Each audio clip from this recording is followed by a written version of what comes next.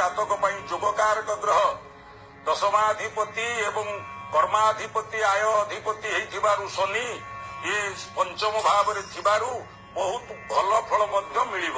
ସେଥିପାଇଁ ଚିନ୍ତା କରନ୍ତୁନି, ପ୍ରତିକାରର କୌଣସି ଆବଶ୍ୟକ ବି ନାହିଁ।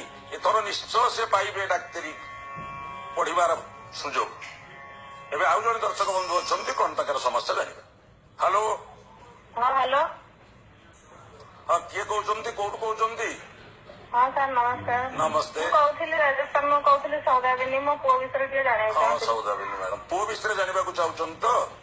ଆଜ୍ଞା। ପୁଅଙ୍କର ଜନ୍ମ ତାରିଖ କୁହନ୍ତୁ। 20/10/2018। 20/10/2018। ଆଜ୍ଞା। ଜନ୍ମ ସମୟ ରାତି 10:10। ରାତି 10:10। ଆଜ୍ଞା। ଜନ୍ମ ସ୍ଥାନ କୋଉଠି? ଭଦ୍ରକ ମେଡିକାଲ। ଭଦ୍ରକ ମେଡିକାଲ। କଣ ଜାଣିବାକୁ ଚାହୁଛନ୍ତି? ତା ଦେହଟା ଜମା ଭଲ ରହୁନାହିଁ, ସବୁବେଳେ ଦେହ ପା ଲାଗି ରହୁଛି। ହଁ, ଦେହ ଭଲ ନ ରହିବାର ଏକମାତ୍ର କାରଣ ହଉଛି ବର୍ତ୍ତମାନ ରାହୁ ମହାଦଶା ଯେହେତୁ ଭୋଗ ହଉଛି, ରାହୁ ମହାଦଶାରେ ଶୁକ୍ର ଅନ୍ତର୍ଦଶା ଭୋଗ ହଉଛି।